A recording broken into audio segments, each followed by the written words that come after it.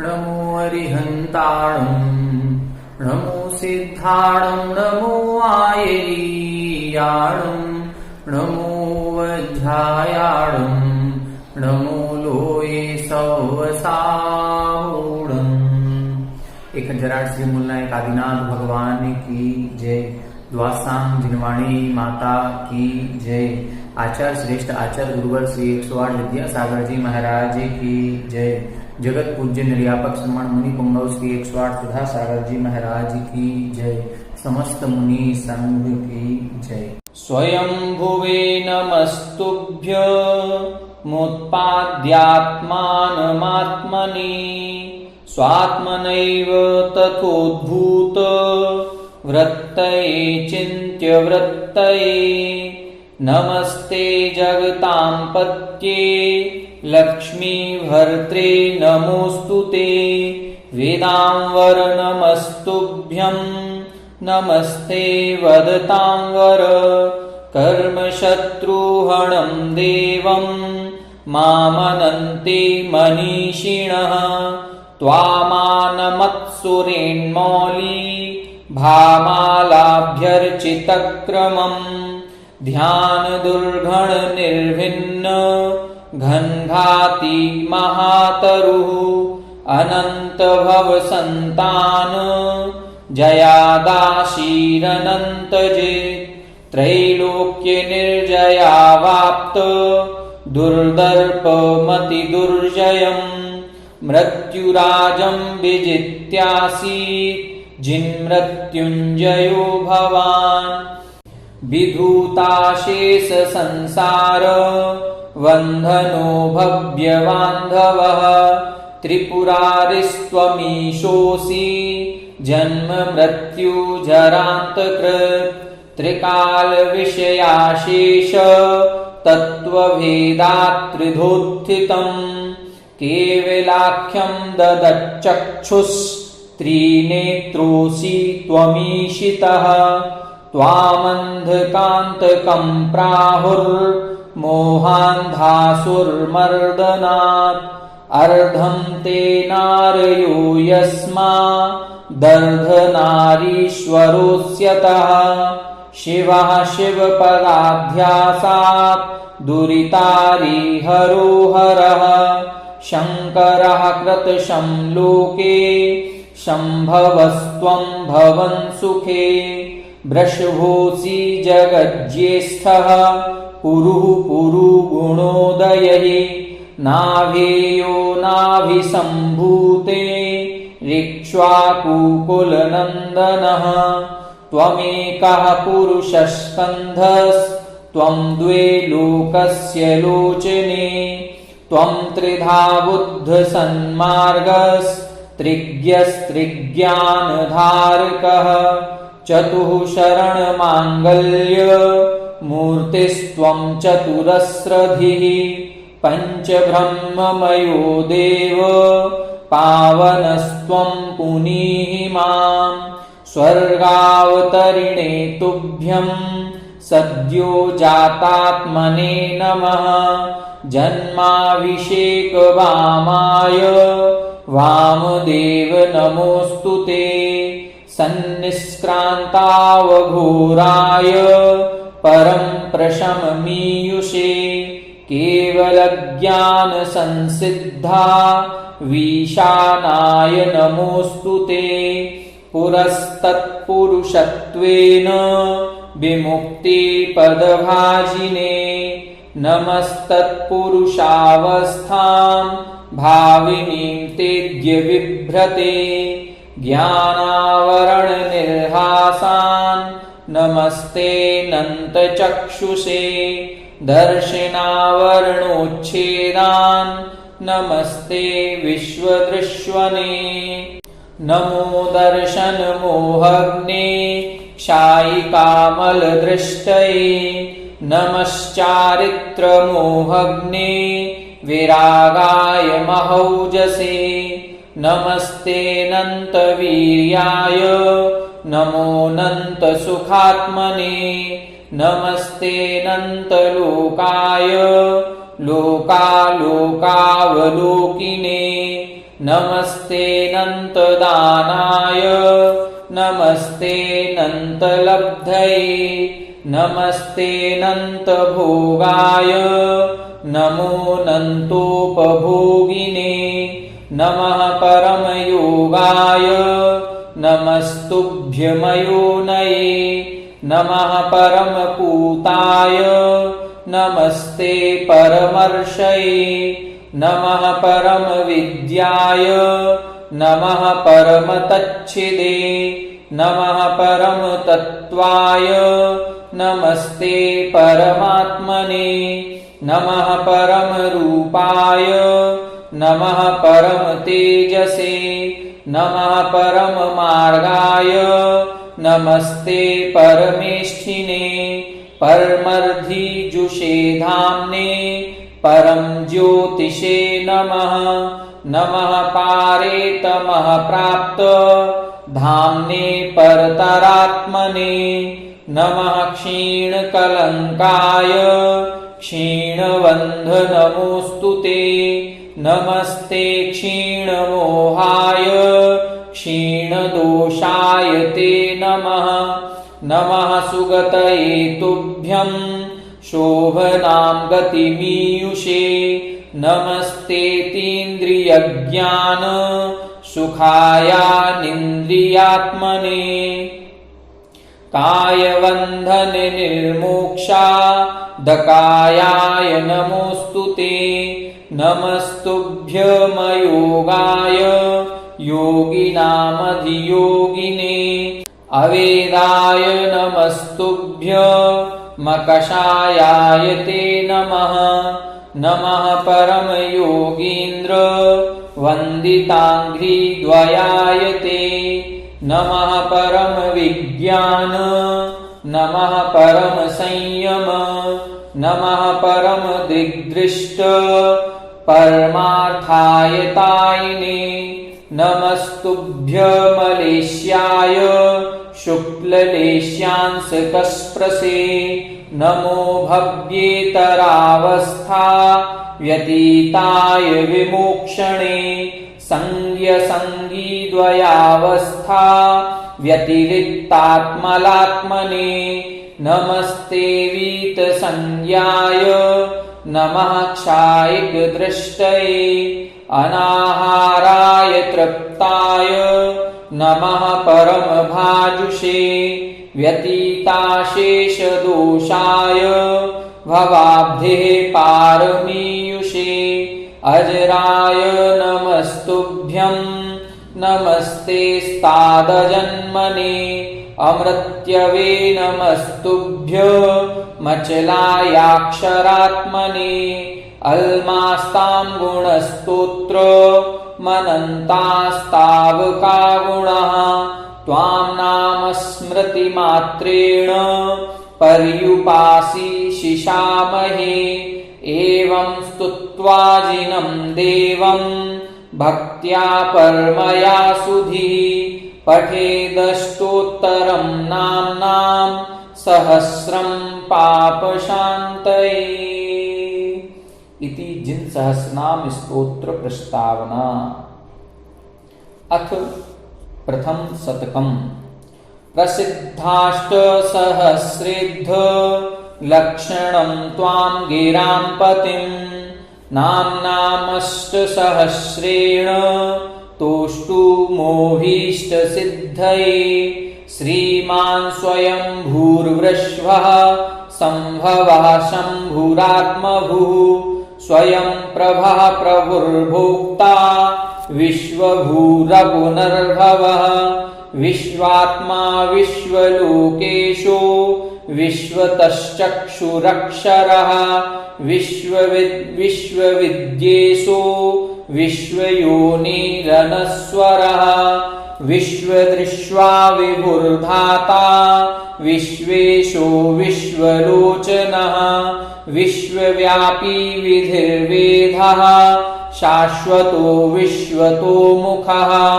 विश्वकर्मा जगज्येष्ठो विश्वमूर्तिर्जिनेश्वरः विश्वदृक् विश्वभूतेषु विश्वज्योतिरनीश्वरः जिनो जिष्णुरमेयात्मा विश्वरीशो जगत्पतिः अनन्तजिदचिन्त्यात्मा भव्यबन्धुरवन्धनः युगादिपुरुषो ब्रह्मा पञ्चब्रह्ममयः शिवः परः परतरः सूक्ष्मः परमेष्ठी सनातनः स्वयं ज्योतिरजो जन्मा ब्रह्मयोनिरयोनिजः मोहारिर्विजयी जेता धर्मचक्री दयाध्वजः प्रशान्तारिरनन्तात्मा योगी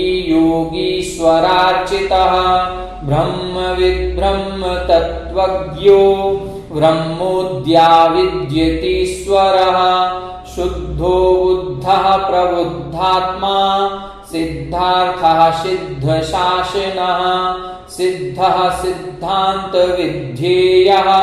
सिद्धसाध्यो जगद्धितः सहिष्णुरच्युतोऽनन्तः प्रभविष्णुर्भवोद्भवः प्रभूष्णुरजरोजर्यो भ्राजिष्णुर्धीश्वरो व्ययः विभावसुरसम्भूष्णुः स्वयंभूष्णुः पुरातनः परमात्मा परं ज्योतिस्त्रिजगत्परमेश्वरः इति श्रीमदादिशतम् अथ द्वितीयशतकम् दिव्यभाषापतिर्दिव्यः पूतवाक्पूतशासिनः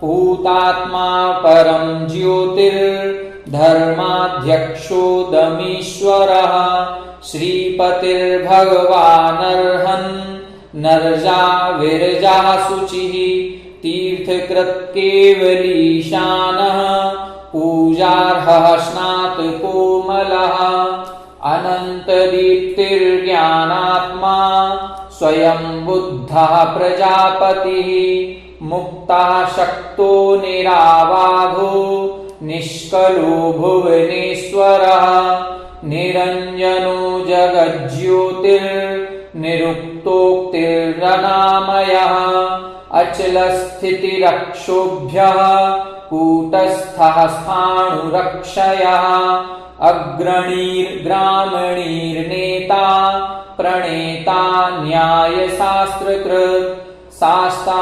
धर्मपतिर्धर्म्यो धर्मात्मा धर्मतीर्थकृत् वृषध्वजो वृषाधीशो वृषकेतुर्वृषायुधः वृषो वृषवतिर्भर्ता वृष्वाङ्को वृषोद्भवः हिरण्यनाभिर्भूतात्मा भूतभावनः प्रभवो विभवो भास्वान् भवो भावो भवान्तकः हिरण्यगर्भः श्रीगर्भः प्रभूत विभवो भवः स्वयं प्रभुः प्रभूतात्मा भूतनाथो जगत्प्रभुः सर्वादिः सर्वदृक्सार्वः सर्वज्ञः सर्वदर्शनः सर्वात्मा सर्वलोकेशः सर्ववित् सर्वलोकजित् सुगतिः सुश्रुतः सुश्रुत् सुवाक् सूरिर्बहुश्रुतः विश्रुतो विश्वतः पादो विश्वशीर्षः शुचिस्रवः सहस्रशीर्षः क्षेत्रज्ञः सहस्राक्षः सहस्रपात् भूतभव्यभवद्भर्ता विश्वविद्या महेश्वरः इति दिव्यादिशतम् अथ तृतीयशतकम् स्थविष्ठः स्थविरो ज्येष्ठः पृष्ठः प्रेष्ठो वरिष्ठधिः स्थेष्ठो गरिष्ठो वह्निष्ठः श्रेष्ठोडिष्ठो गरिष्ठगिः विश्ववृत् विश्वसृट् विश्वेट् विश्वभुक् विश्वनायकः विश्वासीर्विश्वरूपात्मा विश्वविद्विजितान्तकः विभवो विभयो वीरो विशोको विजरोजरन् विरागो विरतो संगो विविक्तो वीतमत्सरः विनेयजन्ता बन्धुर्विलीना शेषकल्मषः वियोगो योगविद्वान् विधाता सुविधिः सुधिः शान्तिभाक् पृथिवी मूर्तिः शान्तिभाक् सलिलात्मकः वायुमूर्तिरसङ्गात्मा वह्निमूर्तिरधर्मधृक् सुयज्वा यजमानात्मा सुत्वा सूत्रामपूजितः ऋत्विक् यज्ञपतिर्याज्यो यज्ञाङ्गममृतं हविः व्योममूर्तिरमूर्तात्मा निर्लेपो निर्मलोचलः सोममूर्तिः सुसौम्यात्मा सूर्यमूर्तिर्महाप्रभः मन्त्रविन्मन्त्रकृन्मन्त्री मन्त्रमूर्तिरनन्तगः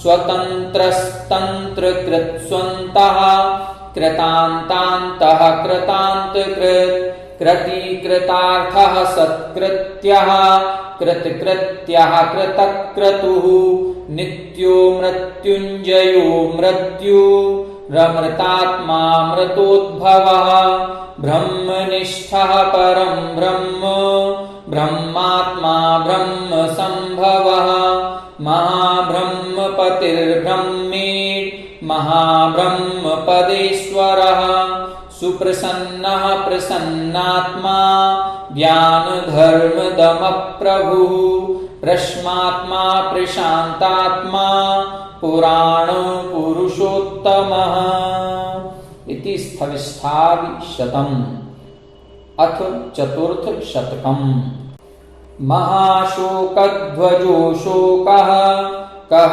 सृष्टा पद्मविष्ठरः पद्मे सह पद्मसम्भूतिः पद्मनाभिरनुत्तरः पद्मयोनिर्जगद्योनि ऋत्यः स्तुत्यः स्तुतीश्वरः स्तवनार्हो ऋषिकेशो जितजेयः कृतक्रियः गुणाधिपो गणज्येष्ठो गण्यः पुण्यो गणाग्रणिः गुणाकरो गुणाम्भोधिर्गुणज्ञो गुणनायकः गुणादरी गुणोच्छेदी निर्गुणः पुण्यगीर्गुणः शरण्यः पुण्यवाक्पूतो वरेण्यः पुण्यनायकः अगण्यः पुण्यधीर्गुण्यः पुण्यकृत्पुण्यशासनः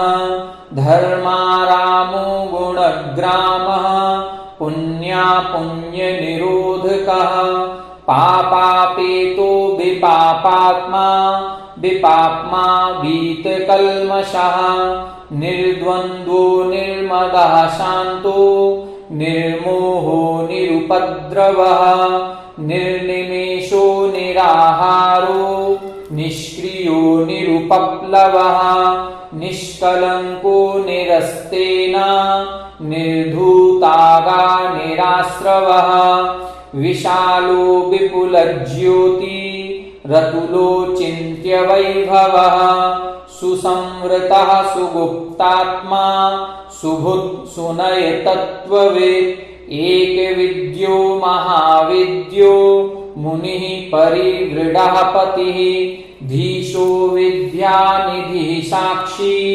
विजेता विहितान्तकः पिता पितामहः पाता पवित्रः पावनो गतिः त्राताभिषक्वरो वर्यो वरदः परमः पुमान् कविः पुराणपुरुषो वर्षीयान् ऋषवः पुरुः प्रतिष्ठा प्रसवो हेतुर्भुवनैकपितामहः इति महाशोकध्वजादिशतम् अथ पंचम शतकम् श्रीरक्षलक्षणः श्लक्ष्णो लक्षण्यः शुभलक्षणः निरक्षः पुण्डरीकाक्षः पुष्कलः पुष्करेक्षणः सिद्धिदः सिद्धसङ्कल्पः सिद्धात्मा सिद्धसाधनः बुद्धबुद्ध्यो महाबोधिर्वर्धमानो महर्धिकः वेदांगो वेदविद्वेद्यो जातरूपो वेदांवरः वेदविद्या स्वसंवेद्यो विवेदो वदतांवरः अनादिनिधनो व्यक्तो व्यक्तवाग्व्यक्तशासनः युगादिकृत युगाधारो युगादिर्जगदादिजः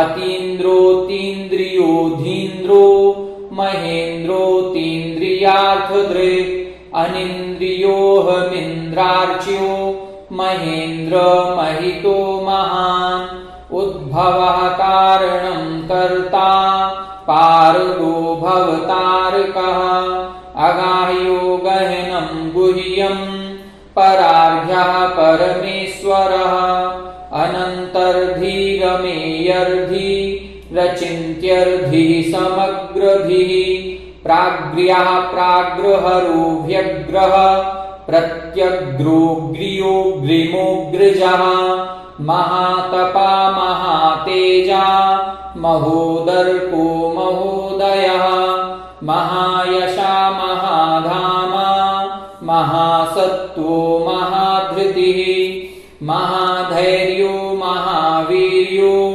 महासम्पन्महाबलः महाशक्तिर्महाज्योतिर्महाभूतिर्महाद्युतिः महामतिर्महानीतिर्महाक्षान्तिर्महादयः महाप्राज्ञो महाभागो महानन्दो महाकविः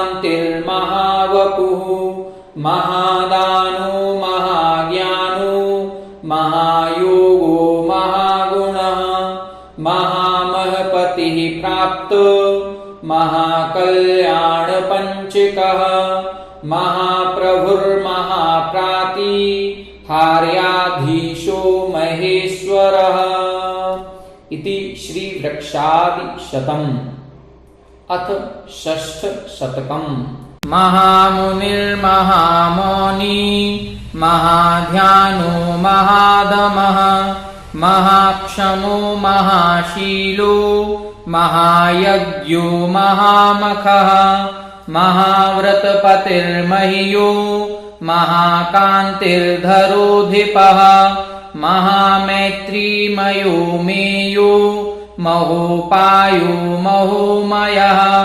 महाकारुणिको मन्ता महामन्त्रो महायतिः महानादो महाघोषो महेज्यो महसाम्पतिः महाध्वर्धरो धुर्यो महौदार्यो महिष्ठवाक् महात्मा महसान्धाम महर्षिर्महितोदयः महाक्लेशाङ्कुशः शूरो महाभूतपतिर्गुरुः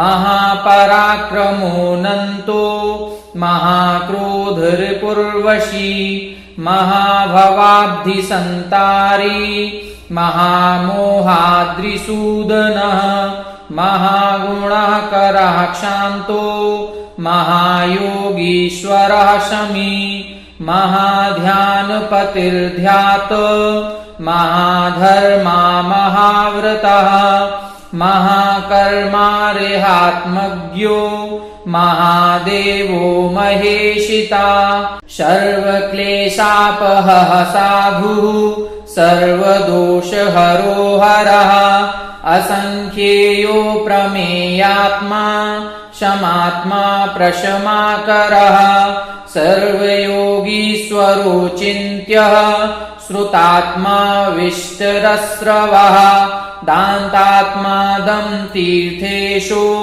योगात्मा ज्ञान सर्वगः प्रधान्मात्मा प्रकृतिः परमः परमोदयः प्रक्षीणवन्धः कामारिः क्षेमकृत् क्षेमशासिनः प्रणवः प्रणतः प्राणः प्राणदः प्राणतेश्वरः प्रमाणं प्रणधिर्दक्षो दक्षिणोध्वर्युरध्वरः आनन्दो नन्दनो नन्दो वन्द्यो निन्द्योऽभिनन्दनः कामः कामदः काम्यः कामधेनुररिञ्जयः इति महामुन्यादिशतम्। अथ सप्तम शतकम्।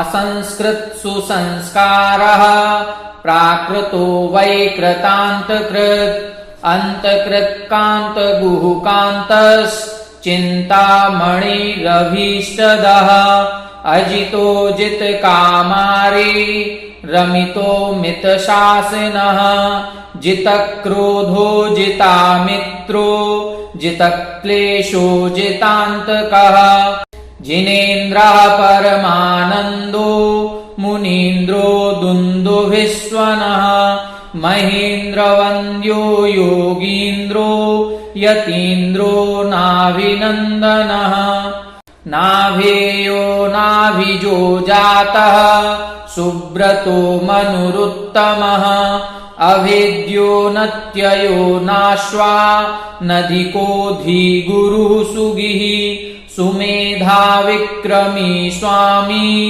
दुराधर्षो निरुत्सुकः विशिष्टः शिष्टभुक्शिष्टः प्रत्ययः कामनो नघः क्षेमी क्षेमङ्करो क्षय्यः क्षेमधर्मपतिः क्षमी अग्राह्यो ज्ञाननिग्राह्यो ध्यानगम्यो निरुत्तरः सुकृती धातुरिज्यार्हः सुनयश्चतुराननः श्रीनिवासश्चतुर्वक्त्रश्चतुरास्यश्चतुर्मुखः सत्यात्मा सत्यविज्ञानः सत्यवाक् सत्यशासनः सत्याशिः सत्यसन्धानः सत्यः सत्यपरायणः स्थेयान् स्थवीयान् नेदीयान् दवीयान् दूरदर्शनः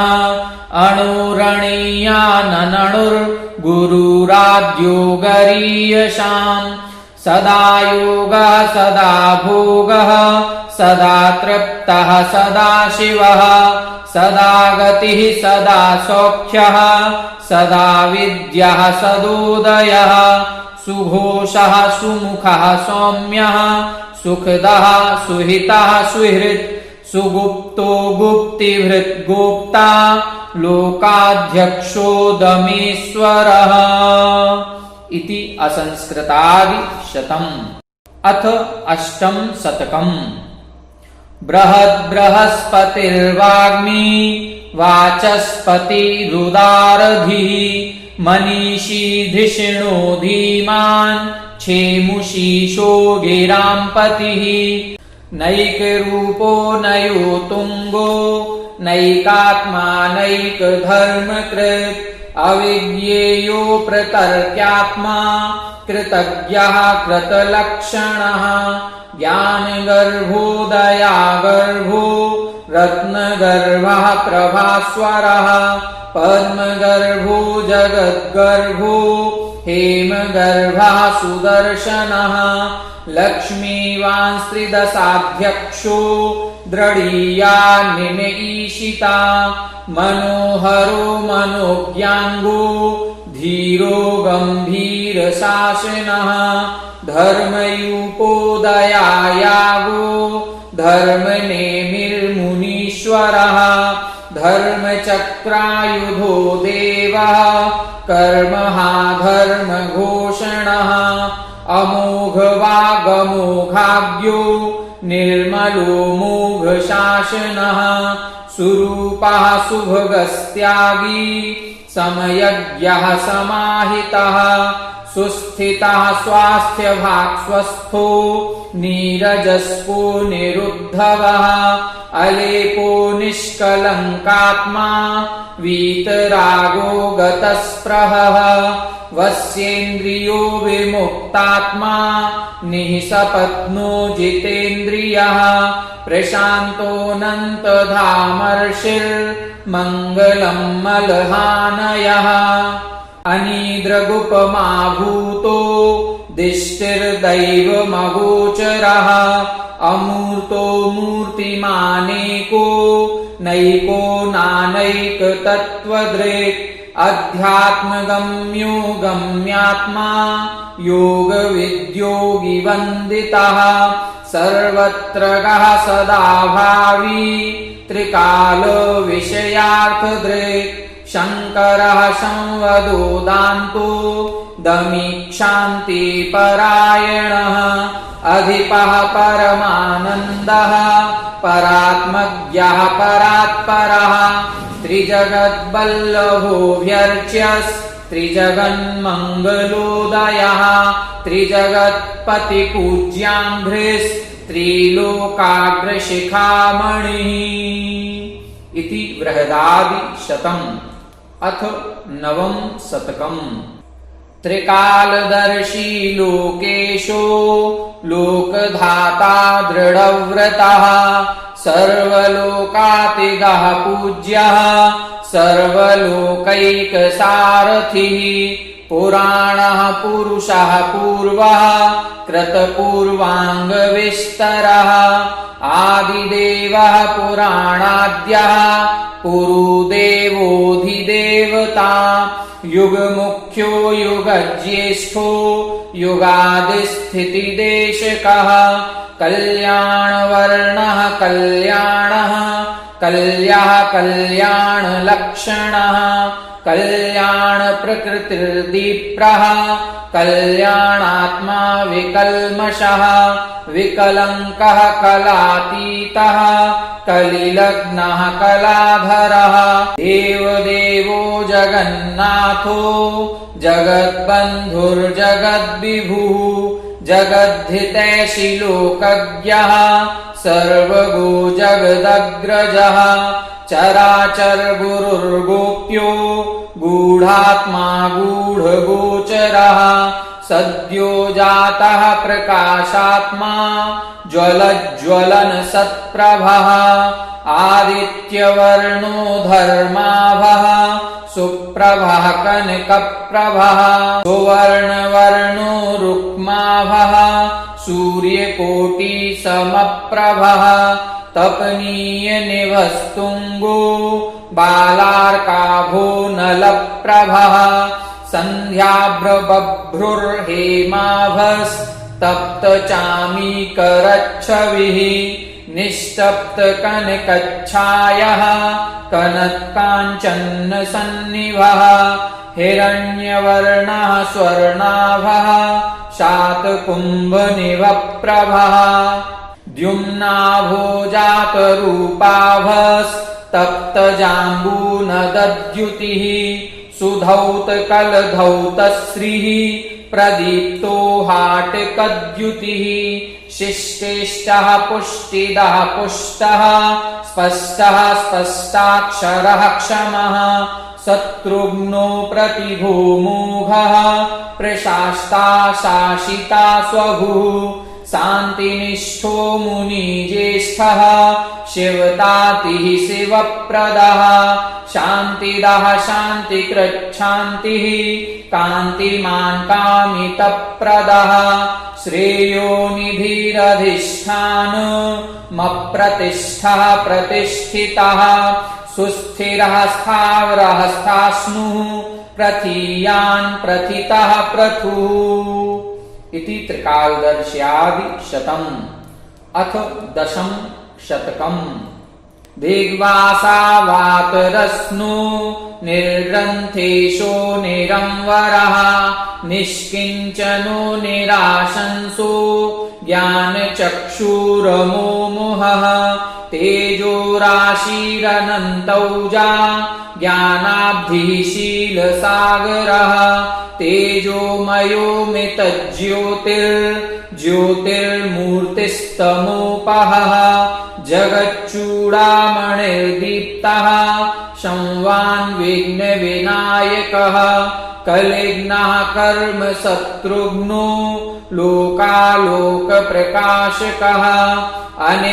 अनिन्द्रालुरतन्द्रालुर्जागरूकः प्रमामयः लक्ष्मीपतिर्जगज्योतिर्धर्मराजः प्रजाहितः मुमुक्षुर्बन्धुमोक्षज्ञो जिताक्षो जितमन्मथः प्रशान्तरसशैलूषो भव्यपेटकनायकः मूलकर्ताखिलज्योतिर्मलग्नो मूलकारणम् आप्तो वागीश्वरः श्रेयान् श्रायसोक्तिर्निरुक्तवाक् प्रवक्ता वचसामीशो मार्जिद्विश्वभाववेत् सुतनुस्तनुनिर्मुक्तः सुगतो हतदुर्नयः श्रीशः श्रीश्रितपादाब्जो बीतभीरभयङ्करः उत्सन्नदोषो निर्विघ्नो निश्चलो लोकवत्सलः लोकोत्तरो लोकपतिर्लोकचक्षुरपारधिः धीर्बुद्धसन्मार्गः शुद्धः सुनृतपूतवाक् प्रज्ञापारमितः प्राज्ञो यतिर्नियमितेन्द्रियः भदन्तो भद्रकृद्भद्रः कल्पवृक्षो वरप्रदः समुन्मूलितकर्मारिः कर्मकाष्ठासु सूक्ष्मणिः कर्मण्यः कर्मठः प्रांशुर्हेयादेयविचक्षणः अनन्तशक्तिरच्छेद्यस्त्रिपुरारिस्त्रिलोचनः त्रिनेत्रस्त्र्यम्बकस्त्र्यक्षः केवलज्ञानवीक्षणः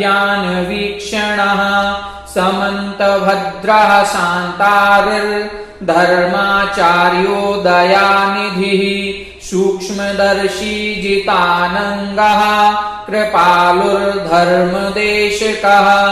शुभं युः सुखसाद्भूतः पुण्यराशिरनामयः धर्मपालो जगत्पालो धर्मसाम्राज्यनायकः इति दिग्भाषाद्यष्टोत्तरशतम्। धाम्नां पतेतवामूनि नामान्यागं को विदहि समुच्चितान्यनुध्यायन् पुमान् पूतस्मृतिर्भवेत् गोचरोऽपि गिरामासां त्वमवाग्गोचरो मतः स्तोता तथाप्यसन्दिग्धं त्वत्तोऽभीष्टफलं भजेत् त्वमतोऽसि जगद्बन्धुस्त्वमतोऽसि जगद्भिषक् त्वमतोऽसि जगद्धाता त्वमतोऽसि जगद्धितः त्वमेकं जगतां ज्योतिस्त्वं द्विरूपोपयोगभाक् त्वं त्रिरूपैकमुक्त्यङ्गः सोत्थानन्तचतुष्टयः त्वं पञ्चब्रह्मतत्त्वात्मा पञ्चकल्याणनायकः षट्भेदभावतत्त्वज्ञस्त्वं सप्तनयसङ्ग्रहः दिव्याष्टगुणमूर्तिस्त्वं नवकेवललब्धिकः दशावतारनिर्धार्यो मां पाहि परमेश्वर युष्मन्नामावलिद्रब्ध विलसत्स्तोत्रमालया भवन्तं परिवस्यामः प्रसीदानुग्रहाण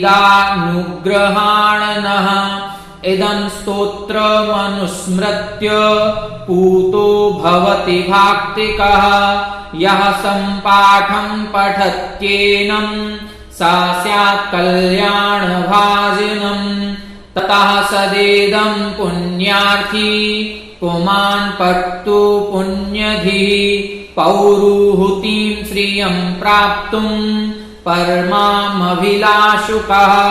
स्तुत्वेति मघवादेवं चराचर जगद्गुरुं ततस्तीर्थविहारस्य व्यधात् प्रस्तावनामिमां स्तुतिः पुण्यगुणोत्कीर्तिः स्तोता भव्यः प्रसन्नधिः निष्ठितार्थो भवान् स्तुत्यः फलं नैश्रेयसं सुखम् यः स्तुत्यो जगतां त्रयस्य न पुनः स्तोता स्वयं कस्यचित् ध्येयो योगिजनस्य यश्च न तराम् ध्याता स्वयं कस्यचित् यो नन्त्रन्नयते नमस्कृतिमलम्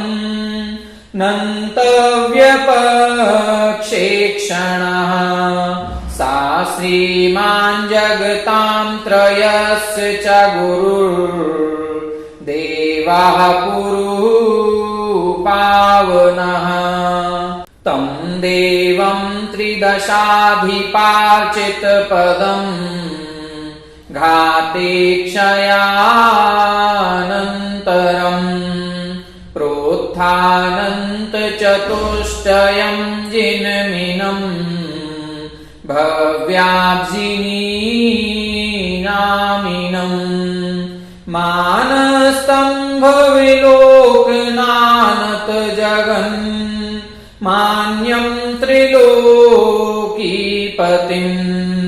प्राप्ताचिन्त्य बहिर्विभूतिमनघम् भक्त्या प्रवन्दामहे।